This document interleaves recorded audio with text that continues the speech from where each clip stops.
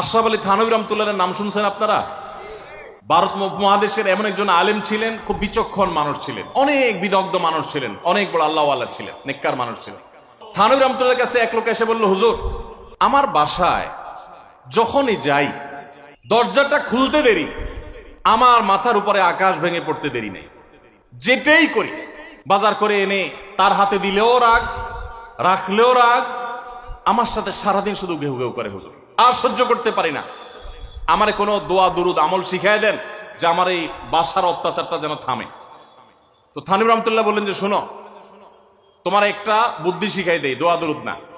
বুদ্ধি হলো, এখন থেকে বাসায় গিয়ে দরজা নক করবা, যে নক করার আগে 1 মিনিটের মোরাকাবা করবা। কি করবা? মোরাকাবা বুঝেন? ধ্যান, ধ্যান। এটা কল্পনার জগতে ডুবে যাবা 1 মিনিটের জন্য, জাস্ট 60 সেকেন্ড। কি ধ্যান করবা?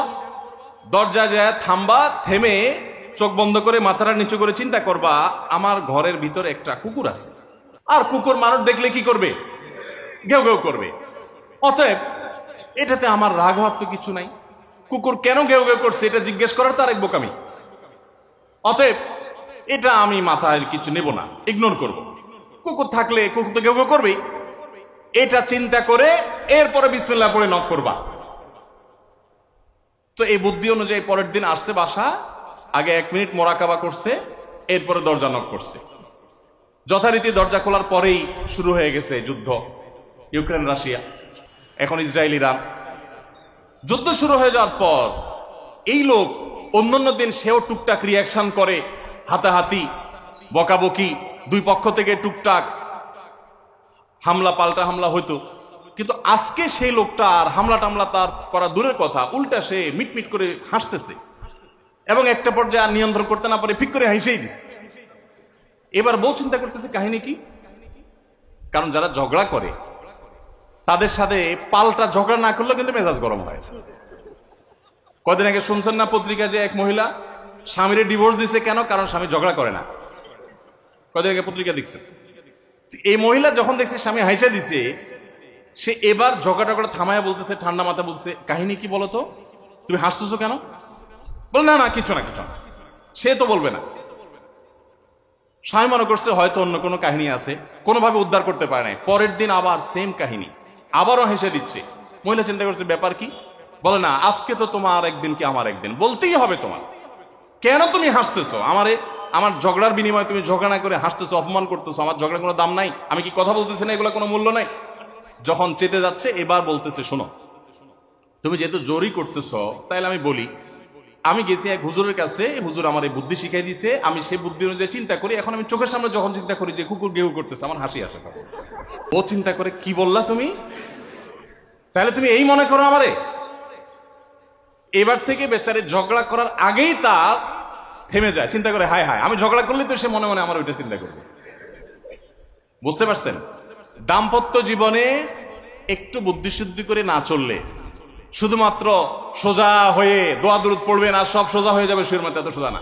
একটু বুদ্ধিশুদ্ধি খাটায় চলতে হয় এবং সবর করতে হয়। এই যে ভদ্রলোক যদি সবর না করতেন, তাহলে মারামারি কাটাকাটি করে কখনো সমাধান হয় না। স্বামী স্ত্রী উভয়কেই আমরা এই যে ঘটনা বলেছি, এই ঘটনার মাধ্যমে কাউকে ছোট করার উদ্দেশ্য না, জাস্ট বোঝানো উদ্দেশ্য। এটা বিপরীত দিক থেকেও হতে পারে যে আমরা সবর করতে হবে দাম্পত্য জীবনে। তাহলে আগে থেকে, যদি এই ঘটনা বলার উদ্দেশ্য হলো যে এই ভদ্রলোক আগে থেকে যখন অপেক্ষা করছেন যে হ্যাঁ অনাকাঙ্ক্ষিত কিছু হতেই পারে, তখন এটার জন্য প্রস্তুত থাকার কারণে আর তার ঝামেলা বাড়ে নাই, বরং কমছে। এখন আপনি যদি আগে থেকে প্রস্তুত থাকেন, দাম্পত্য জীবন টুকটাক সমস্যা হবেই, দুই ঘরে দুইজন মানুষ একসাথ হয়েছি, বহু কিছুতে গরমিল হবে। অতএব আমরা সবর করব, ধৈর্য ধারণ করব, ভালো দিনগুলো দেখব। প্রিয় নবী সাল্লাল্লাহু আলাইহি সাল্লাম বলেছেন, তুমি তোমার স্ত্রীর কোনো কিছু দেখে যদি রাগান্বিত হও, তুমি তোমার স্বামীর কিছু দেখে যদি মেজাজ গরম হয়, তো মনে রাখবা তার অনেক গুণ আছে যেটা দেখলে তোমার ভালো লাগা কাজ করবে। কারণ একটা মানুষ এমন নাই পৃথিবীতে যার সব গুণ খারাপ, একটা গুণও ভালো নাই। একজন আস্ত ডাকাতও যদি হয়, আস্ত পাপিষ্ট মানুষও যদি হয়, খারাপ মানুষও যদি হয়, তার ভিতরও কোনো না কোনো ভালো গুণ অবশ্যই আছে। তোমার স্ত্রী, তোমার স্বামীর মধ্যে কোনো না কোনো ভালো গুণ আছে। তুমি সেই গুণটা খুঁজে বের করো এবং সেটাকে কল্পনা করো, তাহলে তোমার মধ্যে তৃপ্তি আসবে, সমৃদ্ধি আসবে, ভালো লাগা কাজ করবে। এজন্য ভাইরা, দাম্পত্য জীবনের সুখ শান্তির জন্য সবর এবং শকর।